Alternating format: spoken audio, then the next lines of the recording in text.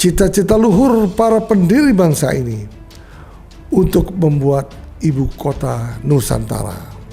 1 bulan menjelang lengser, Bapak Jokowi berkantor di IKN. Percayalah, dalam 5 tahun ke depan IKN akan sudah menjadi ibu kota Nusantara yang sudah dihuni oleh seluruh ASN.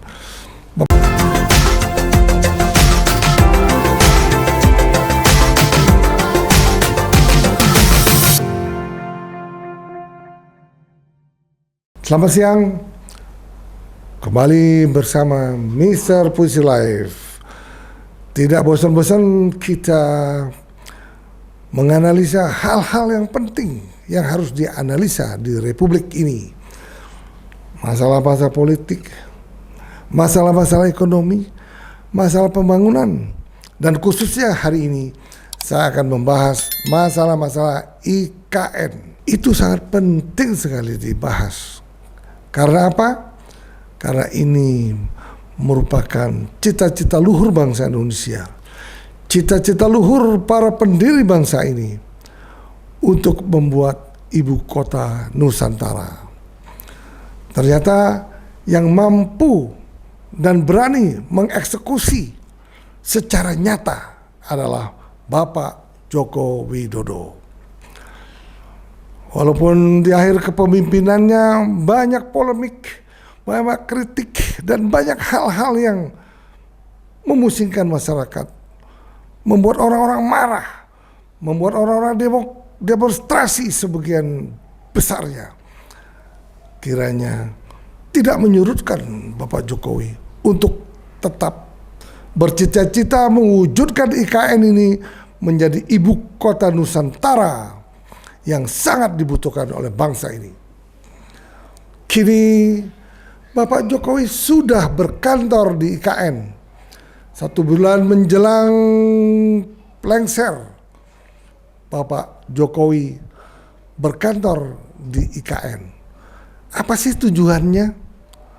Tujuannya adalah mungkin memberikan pesan kepada Bapak Prabowo Subianto untuk ikut mengikuti jejaknya, walaupun nanti tidak berkantor secara resmi, secara full di IKN Bapak Prabowo. Sewaktu-waktu mungkin setiap sidang kabinet dilakukan di IKN.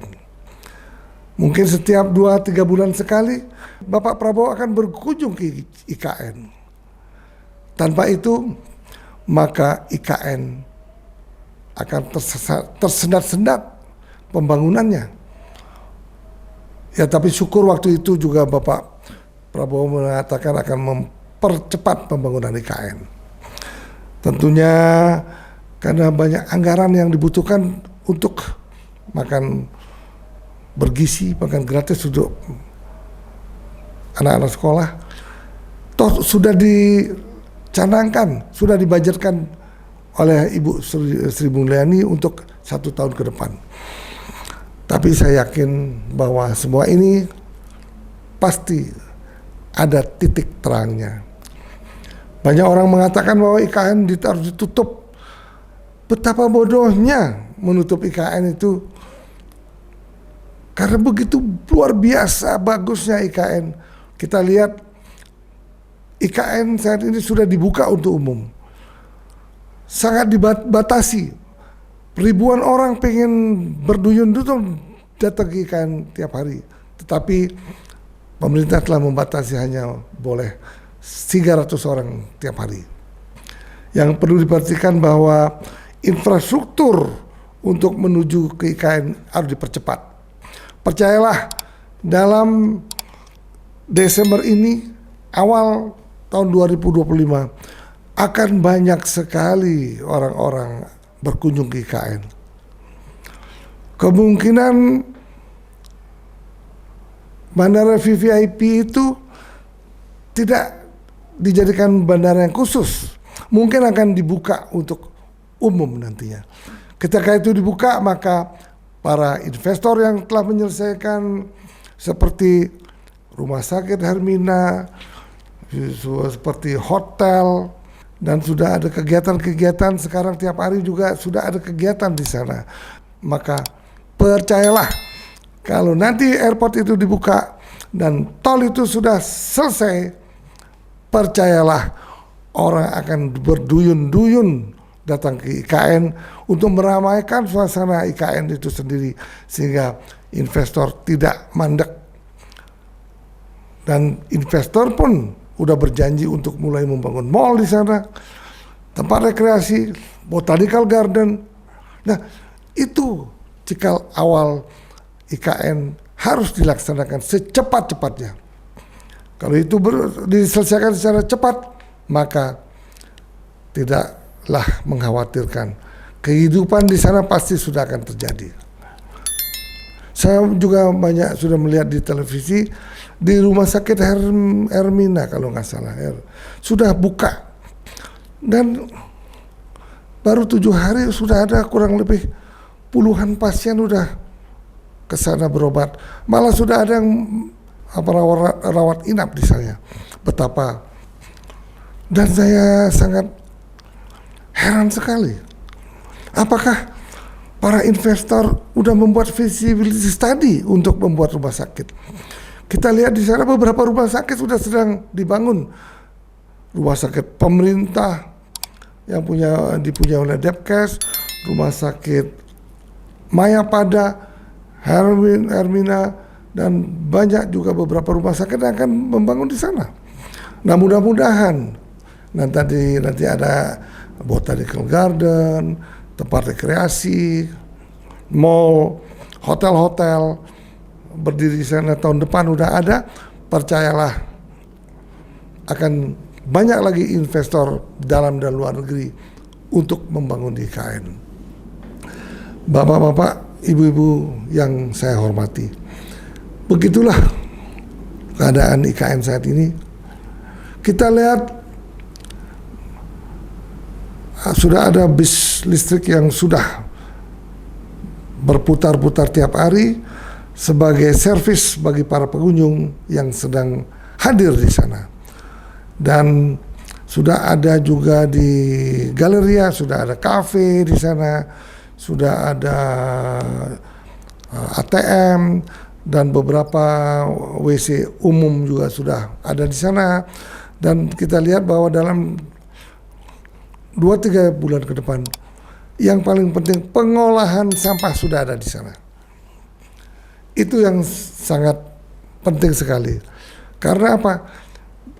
IKN ini dibangun untuk merubah mindset bangsa Indonesia yang masih dikatakan kolot, yang masih dikatakan belum bisa menata diri, belum bisa menjaga kebersihan, sehingga sampah berserakan di mana-mana. Nah, dengan adanya kunjungan warga ke IKN, maka mulai sekarang sudah dilakukan manajemen terpadu, sudah dibuat estate manajemen oleh IKN itu sendiri, sehingga penataan kota, manajemen perkotaan sudah mulai dilakukan. Saya belum lihat di sana juga estate manajemen, karyawan-karyawannya belum menggunakan seragam, landscape-nya juga belum mulai ditata, belum di maintenance dengan baik. Mudah-mudahan pada bulan Desember ini, ketika lapangan udara itu selesai, mudah-mudahan estate manajemen terpadu sudah beroperasi di sana. Mungkin perlu juga dibikin seperti Ahok, dibikin pasukan oranye di sana untuk kebersihan kota, untuk penataan landscape, dan untuk menata kebersihan setiap harinya. Mindset kita harus kita rubah. Misalnya tidak boleh lagi merokok di jalanan. Sudah disediakan tempat-tempat untuk umum, merokok untuk umum. Puntung rokok pun tidak boleh ada di sana. Sampah tidak boleh berserakan di sana. Nah, untuk merubah mindset ke seluruh Indonesia, memang perlu IKN ini segera mungkin harus diselesaikan. Ketika itu akan dijadikan proyek percontohan yang harus dituri oleh seluruh gubernuran yang ada di Indonesia ini. Coba kita lihat pengelolaan sampah, pengelolaan air minum sampai bisa diminum, fresh water di situ semuanya bisa diminum seperti di Singapura. Masa kita negara besar ini kita tidak bisa mewujudkan IKN ini seperti Singapura misalnya. Bapak-bapak, ibu-ibu sekalian, mari kita lihat para kritikus yang membabi buta, yang menginginkan IKN itu di stop, apa jadinya? Apakah mau Anda ada kota hantu di Indonesia? Kota hantu sebesar IKN ini akan ada apabila kita mengikuti kritikus-kritikus yang tidak bertanggung jawab. Bukannya membangun bangsa ini, justru mengecilkan cita-cita luhur para leluhur kita yang telah membangun IKN. Sehingga terwujudlah ibu kota Nusantara di Kalimantan Timur. Itu sangat disayangkan. Coba bapak-bapak lihat, para milenial kita sangat antusias ingin mempunyai ibu kota baru. Dan saya yakin setelah nanti gedung DPR ada di sana, saya yakin 5 tahun ke depan pemerintah Indonesia sudah mencanangkan ibu kota baru dan sudah pindah ke sana menjadi ibu kota Nusantara. Sedangkan di Jakarta akan menjadi ibu kota Jakarta. Itu saya jamin pasti akan terjadi. Begitu indah, begitu hebat liak-liuk dataran di sana, tidak datar. Sehingga setiap pembangunan di sana akan kelihatan begitu indah karena di sana terdiri dari ribuan bukit-bukit kecil. Ketika di situ seniman mulai datang ke sana, investor mulai datang ke sana dengan mendesain yang spektakuler, sehingga dunia akan melirik ke sana. Kenapa misalnya di negara lain ibu kotanya yang baru itu tidak begitu indah seperti IKN? Karena tanah yang dibangun flat, rata. Sedangkan di IKN akan ada ratusan embung. Itu bisa juga dimanfaatkan untuk taruh ikan dan lain-lain. Nah, itu yang terjadi. Masa hal yang sehebat ini, gagasan yang luar biasa ini tidak harus diteruskan? Bodoh sekali Anda yang menjegal IKN untuk tidak diteruskan.